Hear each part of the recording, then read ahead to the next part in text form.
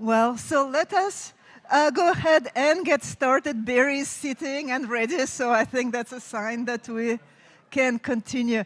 And I just wanted to let you know that at the end of this part of the program, we are going to have a cocktail reception, and there will be a lot of opportunity for us to continue the conversation. So I actually do hope that these conversations don't stop, and that we will have a chance to talk to each other and continue talking as much as possible.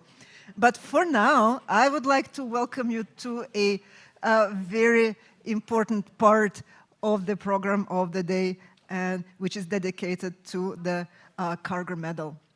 And Karger Medal is another part of visionary effort by Barry. So this is an opportunity for us to have a conversation regarding the important problems and scientific contributions in the field by being able to bring on campus a distinguished presenter, a leader in the field who can share their experiences and from whom all of us faculty and students alike can learn. And so the history of the Karger Medal goes way back. So it started in 2010 when there was an initial endowment for the lectures. And then in 2014, during the 40th anniversary celebration of the Institute, there was additional gift. And at that point, the Distinguished Lecture Series was renamed as the Karger Medal. And so this year, so past recipients of Karger Medal are distinguished scientists Matthias Mann, Rudy Abersold, and Pauline Rudd. And we are very, very excited that this year we have a distinguished speaker of the highest caliber possible, Jenny Van Eyck. Jenny Van Eyck is a professor and director of basic science research in the Barbara Streisand Women's Heart Center of Cardiology at Cedars-Sinai in Los Angeles. So let me tell you a few words about Jenny. Jenny received an undergraduate degree. Jenny is from Canada. She received an undergraduate degree in biology and chemistry from the University of Waterloo and a PhD in biochemistry from University of Alberta. She conducted postdoctoral research at University of Heidelberg, University of Alberta, and University of Illinois at Chicago. And Jenny began her academic career in 1996 as an assistant professor in the Department of Psychology at Queen's University of Kingston, Canada, where she was promoted and got tenure. But then she left Canada to join Johns Hopkins University as the director of the Proteomics Innovation Center in the heart failure in 2003. And later in 2014, Jenny moved to Cedars-Sinai. Jenny has been very active in our research community. She is a member at large and a council member of Human Proteome Organization. She's past president of the US Human Proteome Organization. She is a fellow of the International Society of Heart Research. She has numerous awards that would take me a very long time to list, but maybe I would like to mention my very personal appreciation to Jenny for all the work she is doing as far as promoting junior scientists and women and creating a really welcoming community, not just in her own lab, but also in our professional organizations.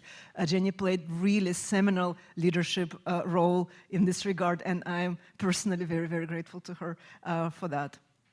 And so at Cedars-Sinai, Jenny is the founding director of Advanced Clinical Biosystems Research Institute, where Jenny focuses on developing technical pipelines for de novo discovery and larger-scale quantitative mass spectrometry methods. So this includes multiple reaction monitoring and, most recently, data-independent acquisition in order to apply these two key clinical questions. And the aim is to maximize throughput and reproducibility in order to move targeted and robust discovery methods into larger populations and pave the way for healthy continuous assessment at clinical grade assays focusing on brain and cardiovascular diseases. And so it is my great honor to recognize Jenny with the Karger Medal Lectureship for outstanding contributions of clinically robust experimental workflows and of understanding of the molecular mechanisms underlying diseases and treatment therapies. Thank you, Jenny, so much. And so I think the medal is on its way. Thank you.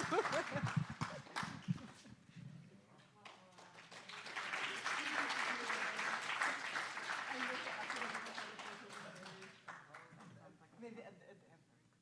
We'll come down to you. But a great photo. It's a great Looks like 1962. Don't you wish?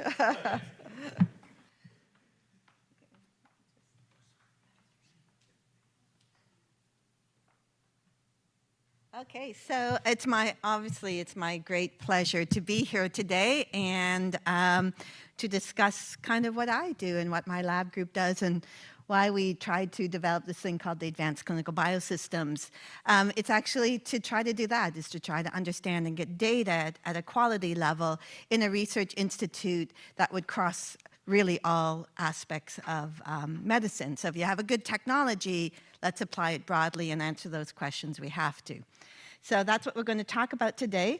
I decided to mainly talk about our work in heart. We do work across lots of diseases, but I decided to do heart today, mainly because I saw a paper the other day and I got so outraged, and I want you guys to get outraged too, because we have to nip heart disease in the bud. But we do it in the context of precision medicine. This is from the British Heart Foundation. I like this particular definition of it because it talks about both diagnostics as well as needing to get individualized therapy. And that's really the two sides, right? If you have great diagnostics and every time a clinician needs to make a decision, we can give them some quantitative data, great, but what happens if we don't have a drug, right? How do we actually get there, and how can we conceptually think about that? And so I'm going to discuss kind of our baby approaches to how we're going to move there. So of course, there's multiple ways of doing biomarkers. They're listed there. I'm only going to talk about response to therapy, which is one of the ones we do a lot, although I'll also talk about some other stuff.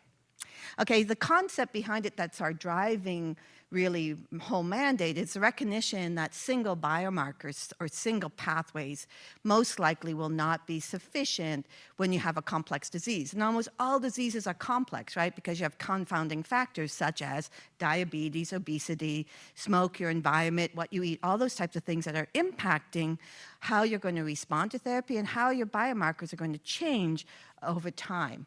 And so now what we want to be able to do is say, okay, we recognize that each individual person is different, and you can have different contributions towards your pathophysiology, but also in how you're going to respond to therapy. So maybe we need to have kind of representative proteins or representative pathways across the board.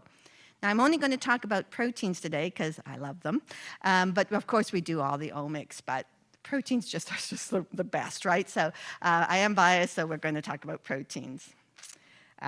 Okay, so I'm going to now try to convince you that no matter what disease you work on, you should move all over to heart disease. Because one is, it beats on its own. That is a mouse heart beating. We can put this up on a Langendorf. We can do all kinds of stuff to it. And below it is actually, whoops, let me get back to it. Should be beating. We get it beating. There, that's a single cardiac myocyte, that long thing. That's what they look like. They're kind of rectangles, they're not perfect, and they spontaneously beat. They're about the only cell type in the body that will beat continuously. This is without adding anything that will stimulate them. For us, we're beating about 60 beats per minute. If you're a mouse, you're around 800 beats per minute. So let's get some stats out. Again, you should be worrying and wanting to work on it. So heart attacks or having a myocardial infarction is very common. And most people who survive, now we have reasonable ways of making you survive, but you're more likely to go into having heart failure or have a second MI within about 2 to 5 years. Every 40 seconds, someone's going to have a heart attack in the US. And that's right up there with someone developing heart failure. And that's about every 1.14 minutes in the US, about the same in Europe. And so if you have that, you have about, well, everyone has a different number, between, I'm going to say 30 and 50% survival rate over 5 years. That's it. And it's not just old people that get this. The demographics are getting younger and younger all the time. Now, it gets worse if you're a woman because there's two types of heart failure. One where you have like that chronic, and you have heart failure, so you have reduced ejection fraction, you survive it, and you have less blood flowing out. There's a second kind of heart failure. It's called heart failure with preserved ejection fraction, which means Your heart's able to push it out, but you're going to die just as much as if you had the other one. And of course, women have that one, and hence that's why we have very few drugs for it, if any. So there's a lot of it, and it is a growing epidemic, because I'm going to show you this data, which is the one that got me so upset. So this is showing you mortality rates of heart failure, total heart failure to me, and then they break it down to age groups, they break it down male to female, and they break it down to ethnicity. And look at that rise. We have not conquered this disease. And you should also notice at the very top, that little kind of, at the last 2 points, that's COVID. COVID induced even more heart disease. And remember, in COVID, we were losing our older population. And so that is not being reflected here, right? So we have 2 jobs in our lab, 2 drugs that we have been working on for a while, and I'm going to talk about them. The first one is still relatively early stage, even though it's in some of the diseases in phase 2 trials, and we have derivatives of different active moieties from it. And it's really saying, you already have heart failure, can we get you back to normal, okay? You have it, can we get you back? The other one, which is, I think, super cool, is you're having a heart attack, we're going to give you the drug once, and you're not going to remodel and go into heart failure. So one is, once you have heart failure, the other one is, can we stop you from going into heart failure? So I'm going to talk about those drugs, because I think they tell you a lot about people and what's going on. So first one, divining the mechanistic proteome heterogeneity that underlines what's called HFpEF, so heart failure with preserved ejection fraction. We're going to look at humans. Really hard to get those samples because they don't go in and get heart transplantation, and it's not standard of care to get biopsies. Then I'm going to talk about whether or not there's any animal models that even closely resemble human. The answer is not really. And then I'm going to talk about what's called cardiac-derived cells. These are a type of cell that comes from the heart, and they'll produce EVs. And those EVs, believe it or not, are actually bioactive, and they actually have a huge impact, believe it or not, on the heart. And when we started this was way before doing extracellular vesicles was even in anyone's literature or even anyone's concept. And then what we're doing is we're going through and actually figuring out the drivers so we can go in with a single drug and not a biologic. And then we'll talk about PR364. This is a Parkin activator. That's the big one for stopping post-heart attacks. And then finally, heterogeneity and where this all fits into the concepts of precision medicine.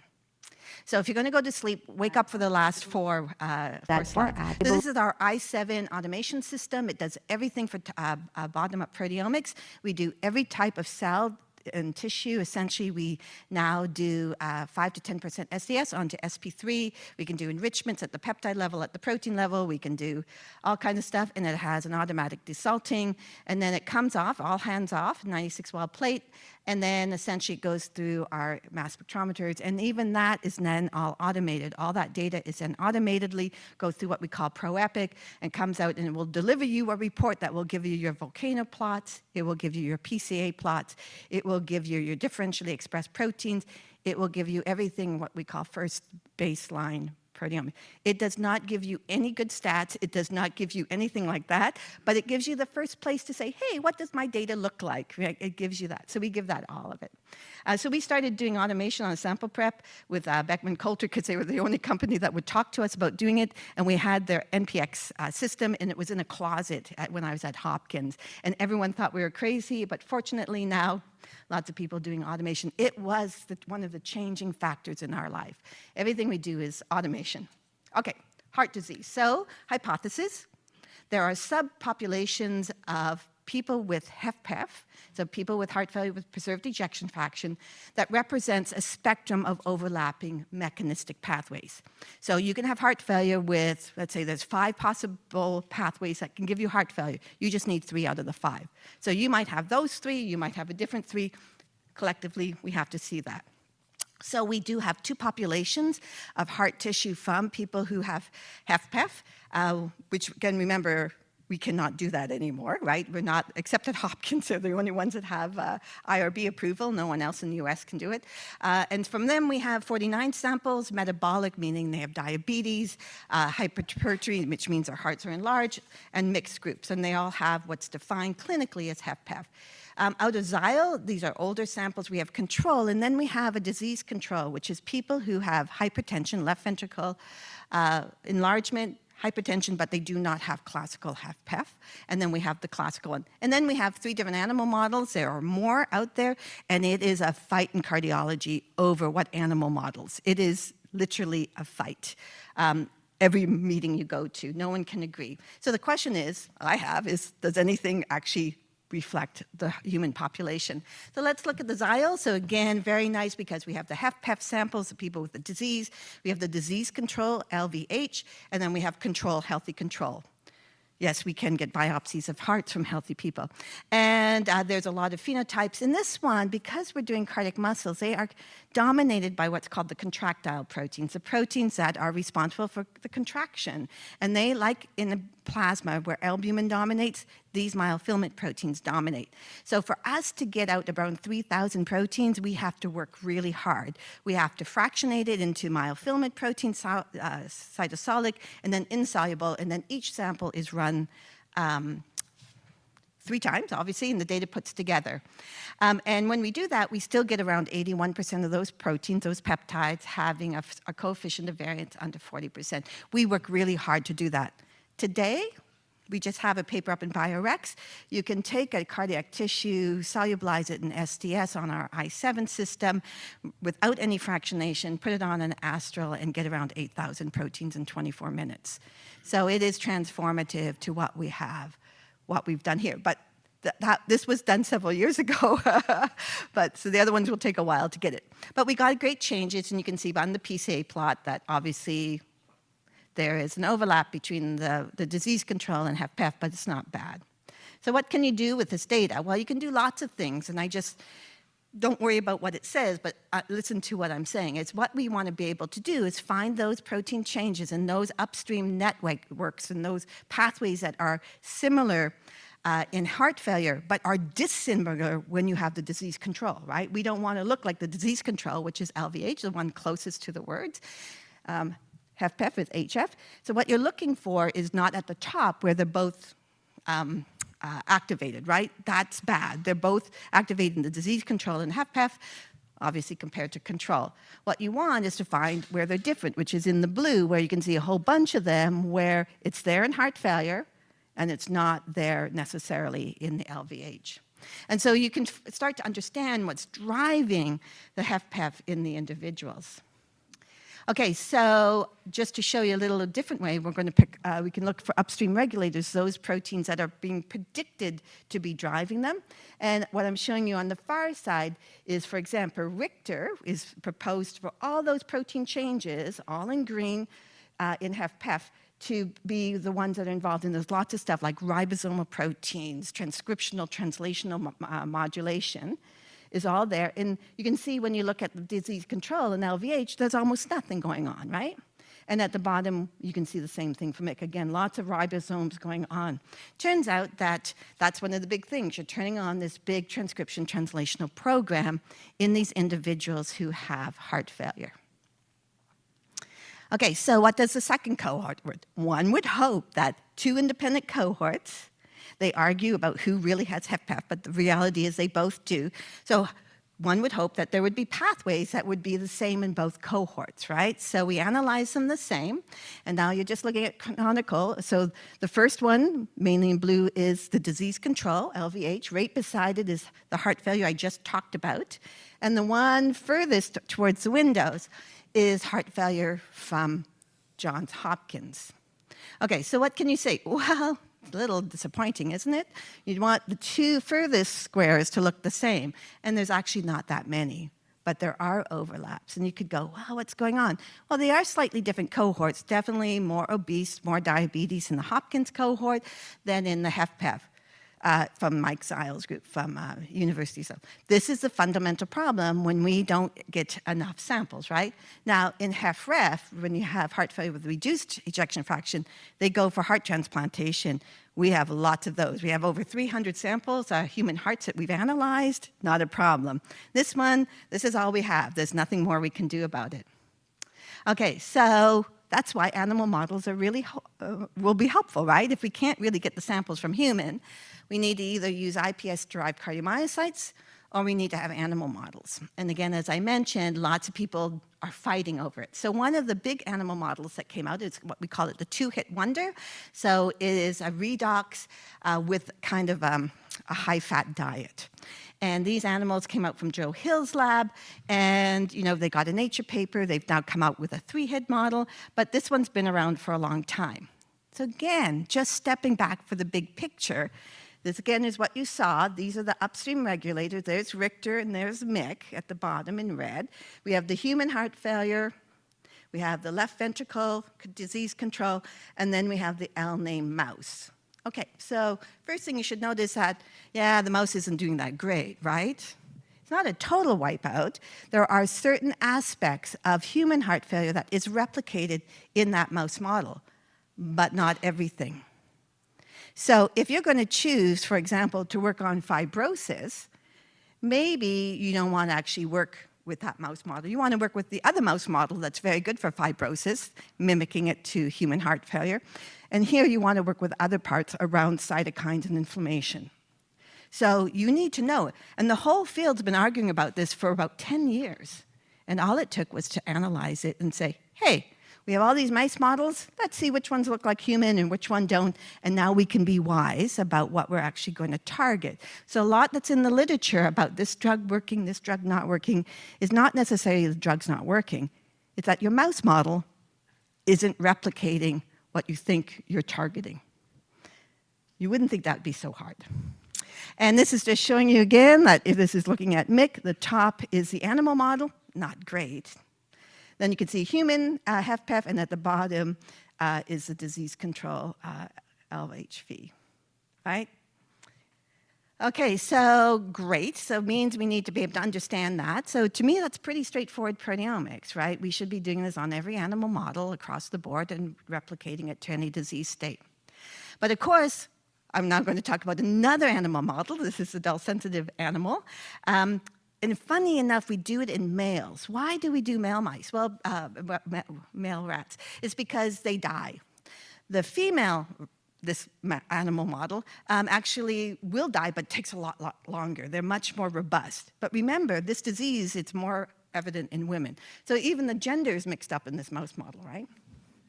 However, what can one say? But you can see some of the upstream regulators are the same between human HFpEF and the rat model. So what is the drug we're doing? Well, like I said, this is from cardiac-derived stem cells. They're a type of, it's not embryonic stem cells, it's a type of stem cell that the heart has, super controversial, and they make these exosomes. And it actually became a company, and the company produces them. And like I said, they've been doing it in lots of different diseases, including muscular dystrophy. We have a big Lancet paper in that, remarkable what it could do. It's been done in different heart failures and different, all kinds of stuff. Which is great, but come on, we're putting in exosomes, and anyone who works on exosomes will know that they are the most heterogeneous of all types of things that can come out of a cell. I don't think there's two exosomes that are the same. They're a population of microRNA, of link RNA, of proteins, and they are complex.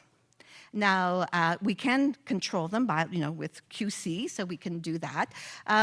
But of course, the real goal is to take it down to the biologically active molecules and then do that either as a drug or do it. So I was a big skeptic because they were doing it in the rats who were getting huge. You look at the survival rates. You die if you have this. If you're this animal model, if you give them this after 6 to 8 weeks, you give the one drug, the CDC exosomes or the microRNA or the micropeptides, now that we know what they are, and essentially look at how the heart's doing after 4 weeks. You can see that they die, or you give them the CDCs and they survive. The hearts work better, and it's remarkable. And I'm like such a skeptic. I'm going, this is just insane, right? But it actually seems to work. And then it started to work in humans. I'm going, this is just insane. How can this be? Well, then we started to do the proteomics on it, and I think we're beginning to understand why. Okay, so we're taking the rat hearts, and again, they go into HFpEF, they go into heart failure, and then we're going to give them the drug for the CDCs, like exosomes, and then we're going to look at the different comparisons at the tissue level. So first of all, again, remember, it's really hard to get proteins out of heart. So we get around 3,000. And then we have a whopping 12,000 protein changes. That's a huge amount of change. These exosomes are doing massive amounts of changes. So with HFpEF, we get 12,000. So HFpEF itself, we already knew, lots of changes going on. This is not good. When we give the CDCs, what we're interested in, those changes that are induced with HFpEF, we want them to reverse back to control, right? So they happen, we want them to come back to control. And we have about half of them do that. So 572 of those protein changes that happen with HFpEF get reversed when we give them the drug.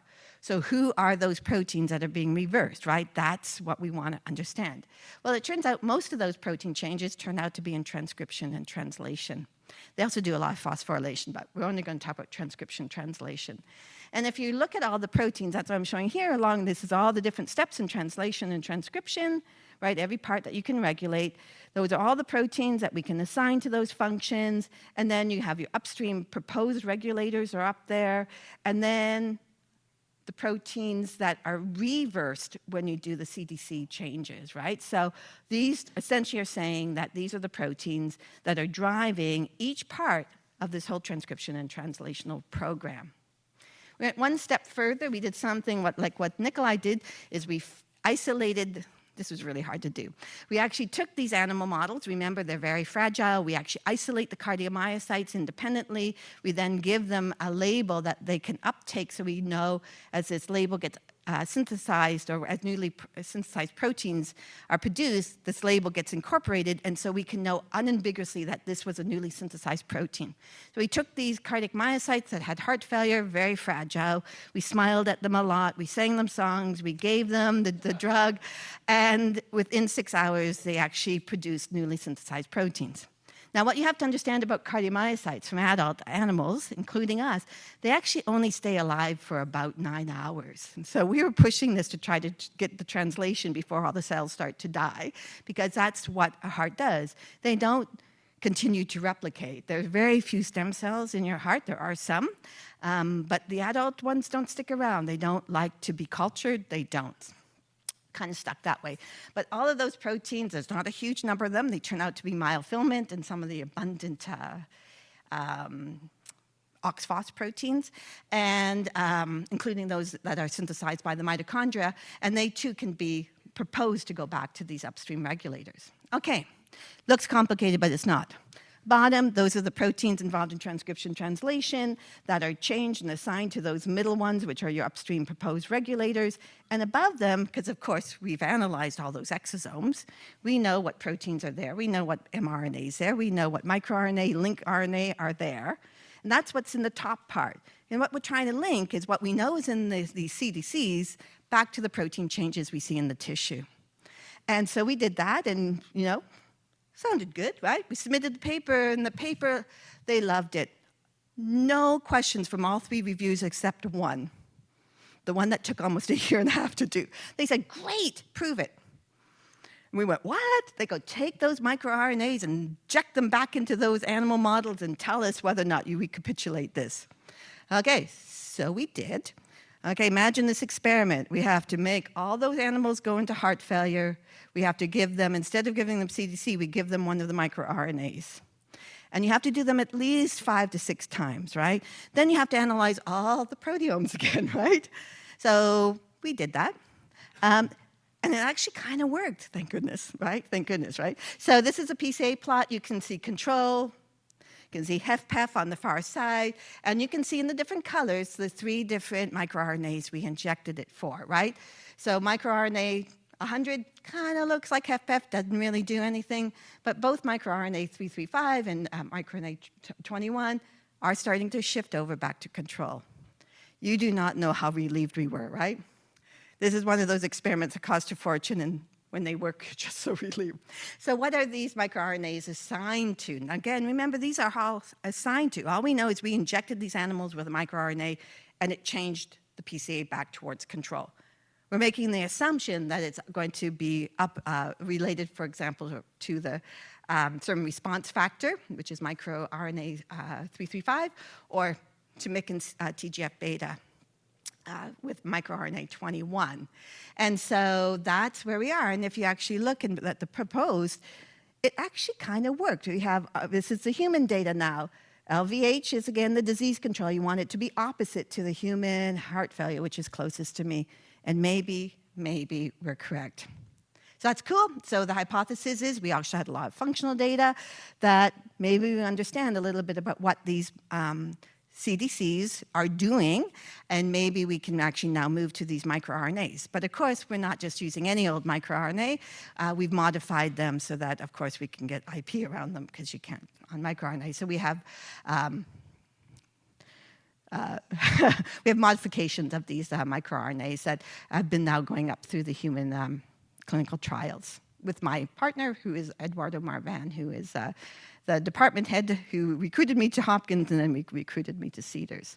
So take-home message of part 1 is, yeah, proteomics can kind of make you see a lot of things, even if you don't want to see it. And when biology is right, it actually works, and you can actually make these interconnections.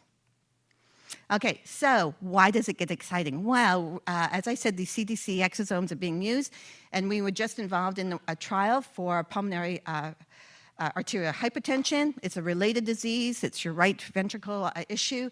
And so they did a clinical trial where they gave patients this drug, a biologic, over time. And we said, hey, let's do proteomics. But the only tissue we can get, we said we can't. We can only get blood samples. So now we want to look at the blood samples and say, can we figure out whether or not we're seeing a change in them? So we did that. There was. So between when they're really sick and we give it to them, and then we look at it over, this is 2 weeks, we could start to see huge changes. That's what you see on the far side. Those are all the protein changes that are just involved in innate immunity. There was huge changes in these individuals as they started to regain their pulmonary function in 2 weeks. It's remarkable. Why I'm telling you this is because I'm super excited. We are going to use, for the next phase, we're going to use remote sampling devices on this clinical cohort. It is going to be part of the protocol, where instead of taking plasma, where you can only take it whenever they come into the clinic, where they actually take their own sample at home and mail it to us to do proteomics. And why is that important? Well, one is you can do a lot more time points, right? You can start to follow the person. It is enabling. So these remote sampling devices, you can do it on Wattman paper. There's lots of different companies now working in this space. We particularly like the Neoterics. It's called a Mitra device because it wicks up about 10 microliters if you do it right. We've been working on this for, I don't know, 8 years. We have really solid pipelines. We know the stability of the sample, all kinds of stuff. And what's so cool about it is that it's super cheap. So if everyone knows about the Framingham Heart Study. They are super expensive studies to run where people come in and you have to phenotype it, get the blood. This one, you can just mail it to them and they can give blood essentially for about $5. And you can start to deploy them. They are stable at room temperature for out to 6 months. We have done this across the world, including with the Gates Foundation. And they're really good for mass spectrometry. So I'm going to show you 2 small trials. This is Takashibo. This is another kind of semi-rare disease. It's called the broken heart syndrome. It happens to women between the ages about 50 and 70. It is when it looks like you're having a heart attack, but you're not. And essentially what happens is the bottom part of your heart starts to beat irregularly. Really starts to vibrate. It has the most remarkable echo in the world, and it actually, Takashibo is a fishing pot to capture octopus from Japan. They were the first to describe it. That's what it looked like. It bulges out, and you can't push your blood out very efficiently, so people come in, they get misdiagnosed with having an MI. We don't know, well, we know that they get it because of high stress. And we also know that if you survive, which most people do, that you're more likely to get it again within 5 years. But this is, again, a rare disease. So what did we do? So instead of doing something like the Framingham, what we said is we put up on the web, come join the study.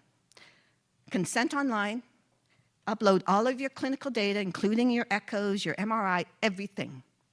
We'll adjudicate it, and we will send you Mitra devices by mail. You take your blood sample and mail it back to us. And that way, we did it around the world, and essentially, we ended up with all these blood samples in individuals. So we have control healthy, same age matched, ethnicity matched, and we also have these individuals. Now, when did they have Takashibo? The average was about 1.5 years after the event, all the way out to 10 years. So, and we also looked for drug relationships, all of that kind of goes out in the wash. So what did we find? Well, they are still two populations, and think about this. This is supposedly a spontaneous disease that happens to women under high stress. But yet their blood proteome, even a year and a half to 10 years later, looks completely different from a healthy individual. What does this mean? Well, one hypothesis could be is that there's actually an underlying vascular issue, because there's a lot of vascular proteins going on in there, that's underlying it that makes you more susceptible, either more susceptible for your first one or more susceptible after you've had your first attack, that you're going to get it again. Very easy to do, and it's a population you couldn't get any other way. Another one, this is our Center for Undiagnosed Patients, something very close to me because my daughter was not diagnosed for a long time. And so what you do is you have, let's say you're usually a very complicated case, meaning you either have symptoms that don't correspond to your disease, or you have a new syndrome or something like that. You come in, you're super complicated, you see 5 different physicians, they figure out what to do with you. And so what we do is you come in and we will send you a meter device and they will have a therapy or do something for you, and then you take a sample after. We have a before and after therapy. This individual came in, had lots of issues with balance, a lot of issue with brain fog, nausea, very complicated, going on, weakness of the muscle, but none of the traditional diseases could be associated with it. We sent them the blood sample, and before treatment, we could see all the neurological proteins like we can in blood samples by mass spec, like GFAP, the big traumatic brain injury FDA-approved marker. We saw all kinds of vascular proteins, smooth muscle proteins. This person was not doing. All of those were reversed after treatment. But when you did it, they go, what? You mean the brain fog just wasn't because she was tired? It's actually because she was having leakage of proteins from the neurological system into her blood. These are the things that make you see it. This is the things of why you have to do it. Okay, so what can these remote sampling devices do? Early intervention, chronic disease, monitoring therapy, after hospitalization. My favorite, marginalized groups. There are a lot of marginalized groups in the world, in the US population and around the world. They have, and you have the right to understand your biochemistry and your health at any time. And this can do it. You don't have to come into Cedars and pay a lot of money. You just have to do these remote sampling devices. For the first time, we can do observational studies. Very hard to do, very expensive. And we're essentially doing it around the world, as I said, with the Gates. And as I said, our first clinical trial, Alpha Trial 2, will be coming out where we actually use these for the FDA. Okay, take-home message 2. Today, depending on what body fluid you're doing or what tissue you're doing, we can quantify literally thousands and thousands of proteins, and not just quantify them, precisely quantify them. I'm not happy with, what kind of quantify? We have technical variation, we have biological variation, we have disease variation. So now it's up for us to exploit this. Okay, so we're doing all of that. We have something called the Precision Biomarker Labs. It's 2 GLP labs for discovery and translation, and then a CLIA lab opening up where we can actually push that out into that whole space. And we're implementing it in all kinds of interesting places. And right now, I would say what's really important in discovery is not the discovery, it's how good you are at discovery, is how accurate and precise you are, because the expense is not there, the expense is in the downstream route to clinic. Okay, so that's great, and I kind of showed you that people are all different, and we have to understand when there's confounders what's going on. So this moved us to be starting to think about individualized therapies, and I know that there's drugs out there, and I understand all of that, but they do not take into effect our genetic background, our environmental background. So if you want to early on, I think, intervene in a drug trial, what I would do is I would say, let's not just do this on a mouse model. Let's not just do it on, for us, a pig model. Let's not do it on a cell line. Let's do it on iPS-derived cardiomyocytes that have a genetic background. So let's do 100 women that have heart disease. We're going to derive you into have cardiac myocytes, and now we're going to do all of those perturbation studies that we do as we do our drug development on that. So we already have your genetic background. We're not just doing it on some generic cell line. We're going to do it on your iPS cell organoid, your avatar. And at Cedars-Sinai, we have a remarkable regenerative medicine program, both commercial as well as academic. We pretty much make everything, not me. That's Clive Stenson's group. It's a huge research institute. And so we have lots and lots of lines. We have almost 4,000 IPS lines from 4,000 individuals with different cardiovascular diseases. And we can generate those iPSCs into pretty much anything we want. We can make endothelial cells to make capillaries, we can make neurons, we can do breast, we can do fallopian tubes, and we can make cardiomyocytes. Now in heart, actually, iPS-derived cardiomyocytes are actually kind of controversial. You're going to think it's like everything's controversial in heart. It is a little bit. It's because they consider them immature. And when you are young, you have different protein isoforms expressed in these big contractile proteins as when you're older. And of course, when you're older, they're not going to quite work the same as when you're younger. So the expression of adult isoforms of the myofilament proteins become the landmark to which you can say these are mature cardiomyocytes. Otherwise, people just go, well, they're just not mature. And you go, yeah, but they beat. And they do lots of things that the adults do. But we wanted to prove it, and we wanted to prove it actually at the single cell level. Thank you. Okay, so what we want to be able to do is have this ability to do drug screening. So first we're going to go through that. What did we do? Oh, well, before that I have to tell you about the drug we're going to test it in. This is Parkin activation. When you have cancer, you inhibit it. When you want to make your muscle survive, you activate Parkin. Parkin clears out bad mitochondria. So when you have a heart attack, your mitochondria just go crazy. A lot of them get dysregulated. They start to die. So when you activate Parkin, it clears that out and makes clean mitochondria. And when you do that, you get less tissue scarring and you get more viable myocardium. We're only going to look at viable myocardium. This little drug, it's an E3 ligase because Parkin gets regulated by that. And it doesn't seem to affect any other one except Parkin, which isn't quite true, but all the ones I'm showing you. Okay, so the first experiment was a mouse model. We're going to tie off the coronary arteries. We're giving them a heart attack. And within, I think it's 2 hours after we give them a heart attack, we're going to give them 1 dose of this drug. And then we're going to let them survive out to 28 days. And when you do that, it's, you can see the mortality. They start to die. If you give them PR364, they don't do as bad. But more impressive is down at the bottom. Those are we take a heart and you cut it in half, and you can see vehicle treatment, PR364, looked good. If you have an MI, it looks bad, right? All that blue stuff, that's thinning of the myocardium, and it's all scar tissue, the infarct zone. We're only going to analyze the viable myocardium. You can also see at the whole heart level, when after an MI, the heart gets big. When you give it PR364, instead of getting big, it stays the same. Looking good. And more important, I'm just going to, if you're a heart person, you'd understand ejection fraction. When you have heart failure, ejection fraction goes down to below 40%. So it's only 40% able to push out the blood. That's considered heart failure. Now, when you give them PR364, it still goes down, but only to about 68%. So that means you're doing pretty good. You would have been classified as heart failure, and now no longer are you. But again, these are mice.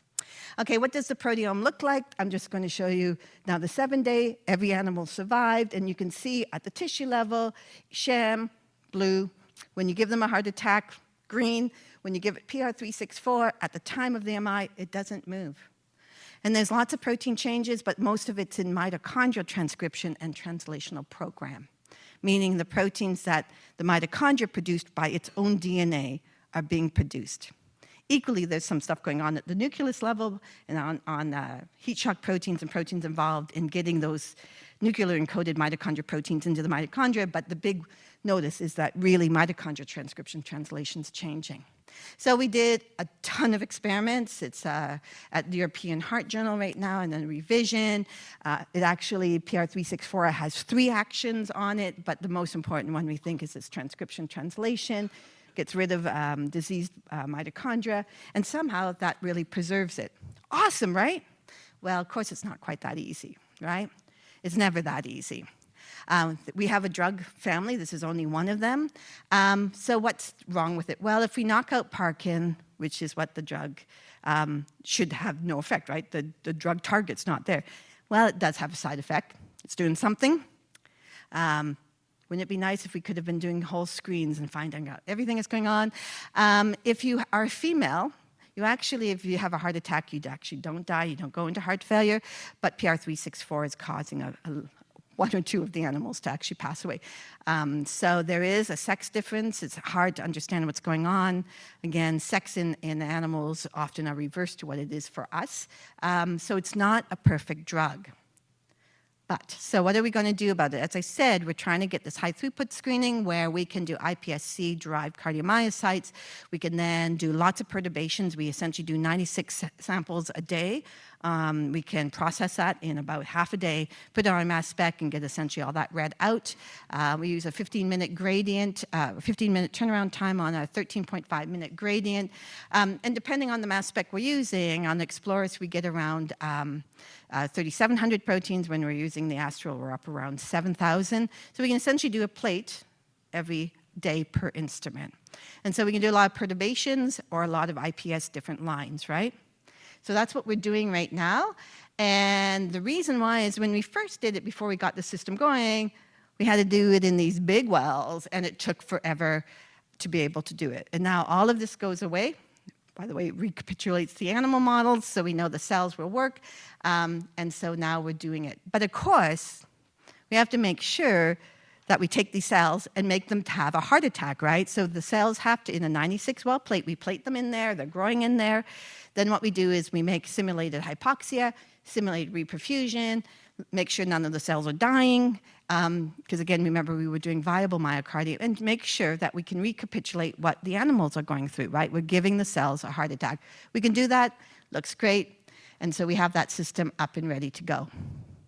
But in cardiology, we're not so sure about those iPS-derived cardiomyocytes, right? So are they really what we think they are? So this is where we decided that we should do single-cell proteomics. So we've been doing isolate from tissue.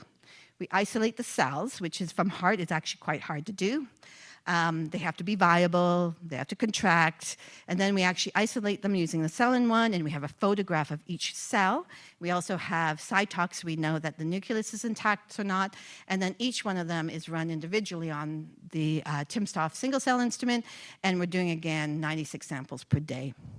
A little bit different from what Nikolai's doing. And we do that because our cells can be anywhere from 30 microns to 160 microns. And that means we really can't plex them, because a cell that's only 30 micron is 1/7 the size of a cell that's 160 microns. So they're not the same. So we have to be able to run them one at a time. And at the top, I have to talk about this one. So we're the biggest heart transplant unit in the world. So they're doing about 350 transplants a year. So that there was someone undergoing a transplant. We got their tissue, so this is from someone who has heart failure, obviously. They're getting a heart transplant. We isolated single cells from that human while they're getting their heart done, ran it on a single cell. So what you see there is actually separated on the cell-in-one, an image of the cells. The green's what you want. The other ones are other types of cells that are there. We only want the cardiomyocytes, ranging between 35 and 180 microns, and then we put them on the single-cell instrument and saw the proteome of that person's single cell while they were getting their heart transplant. That's pretty powerful, right? The only issue is that for us, the cells have to be alive, so we're now looking at preservation tissues. So we have a paper out really on the methodology, looking not just at human hearts, but also mouse hearts and how deep we're going to get. And at the bottom, here's our iPSC-derived cardiomyocytes. At day 21, we can derive them into it. Isn't it cute? They look like hearts. Isn't that cute? Just by chance. So this is, we did several runs of them. Each cell, each dot's a cell. Each dot has been analyzed. And of course, we can look for how many of those actually have the cardiac specific myofilament proteins only found in the heart. And it turns out they're all on this part on the left-hand side. Cluster 0, that's actually all myocytes. And they actually are expressing the cardiac adult form. On the light green side, number 1, that actually turns out to be smooth muscle. So we're actually differentiating to both smooth muscle and cardiac muscle based on expression of specific proteins that are only found in those 2 cell types. Or are they? Well, that's the real question, right?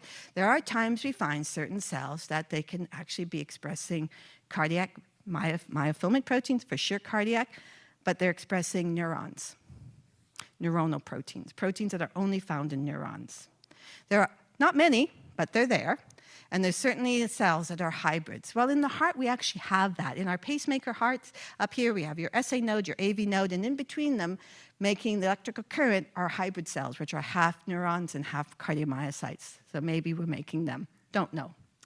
Okay, so one last experiment I'm going to show you before we do the big picture. So day 21, cardiomyocytes. This is only showing you slightly, it's a whole different experiment, so the UMAP looks a little bit different. And we treat them with DMSO vehicle, or we treat them with PR364. PR364 is orange. Okay, so I looked at this and I go, oh, all the blue and orange are on top of each other. So does that mean that PR364 is really not changing the iPSC-derived cardiomyocytes proteome? Well, that's true for a lot of it. But there's about 20%, those which are only orange, that are responsive. And when you ask what proteins are in that only PR364 responsive cells, they are definitely cardiomyocytes. They definitely were beating as they were going down the cellin one. They have all the same drivers as what the drivers are when we look at PR364 in that mouse model. So what does this mean? Well, what this could mean, albeit this is iPSC-derived cardiomyocytes, it's not your heart. It means that when we give a cell that is specific for this drug, if the cell's not in the responsive proteome state, it's not going to do anything. It means that when you give a drug to a person, it may not be that they're not responsive. It may be that only a subset of those cells are responsive, and they're not enough. So the impact of this is actually quite profound. Now, having said that, what experiments are we doing? Lots of different time courses, lots of different concentrations, and see whether or not we can manipulate the percentage of responsive cells. Okay, so where are we with all this technology, all this kind of insight we're getting? Well, this is the big picture. So you talked today about, we call it molecular twin, you were calling it parallel, digital twin. So we've been talking about molecular twins a lot at our institution. So essentially, people come in, and we have, of course, their clinical data. We have lots of tissue and blood that we collect along the way, and we have, more importantly, their clinical outcome. And so essentially what we do is everyone coming in right now, this is mainly being done in cancer. We're doing all the omics, so metabolomics, lipidomics, proteomics, no glycoproteomics, sorry, Kathy. We're doing, RNA-seq, tissue, and plasma. And we are very careful about QC. We end up not with 100,000 data points, but about just around 7,000 data points that have really strong QC, and it includes digital IHC that's being done in the Path Lab. So we did all of this work, and the idea is if you can do that, then you can do two things. So this is actually showing you data. So we do all this modeling on all this data. That's just to tell me I should be finishing up, which I am. And you can see all the different clinical. So what we do is we take all this data. We have all the proteomics data, all the metabolomics data, and we kind of say, so what's the model that drives proteomics? What's its positive predictive value for cancer reoccurrence?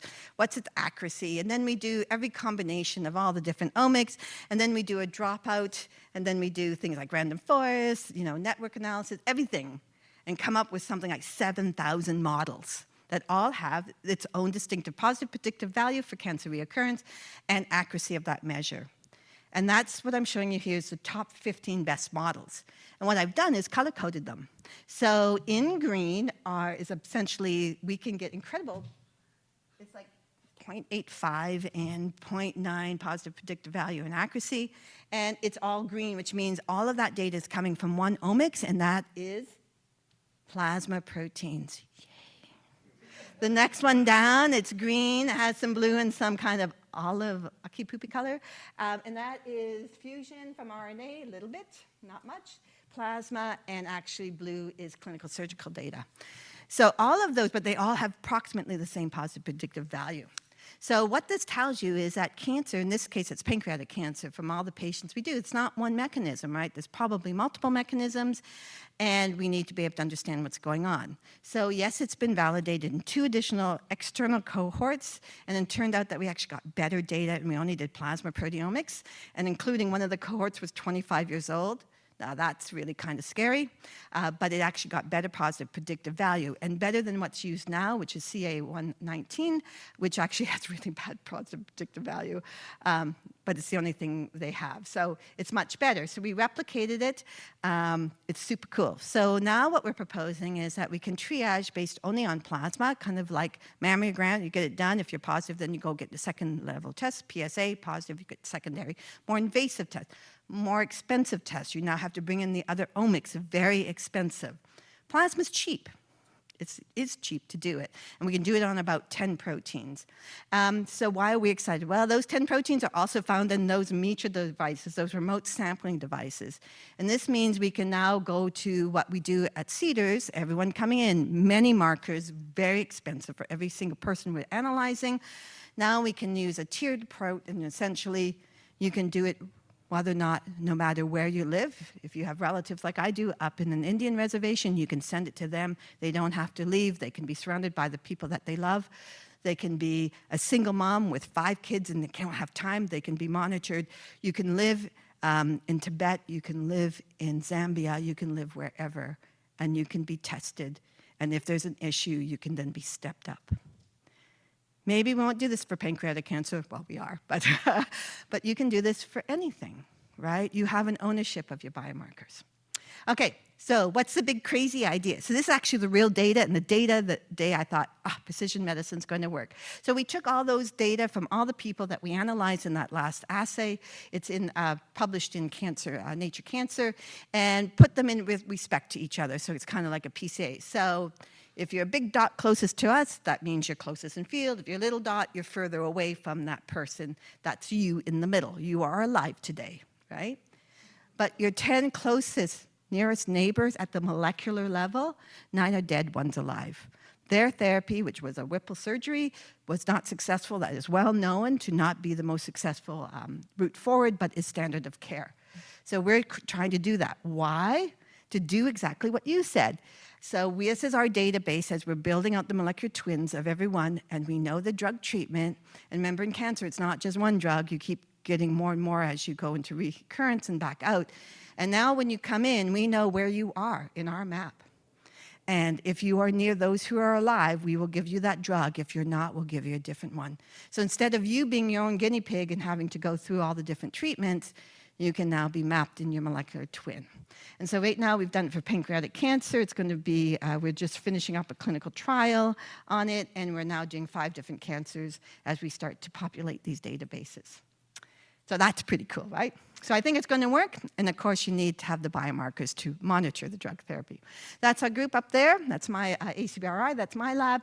ACBRI has different PIs, they're also listed there. We have precision biomarker labs. We work with a lot of companies. I also believe very, very much that you need to have partnerships with industry in order to facilitate them to do better science and for us to do better science. And of course, they're the most important people in the world. Thank you.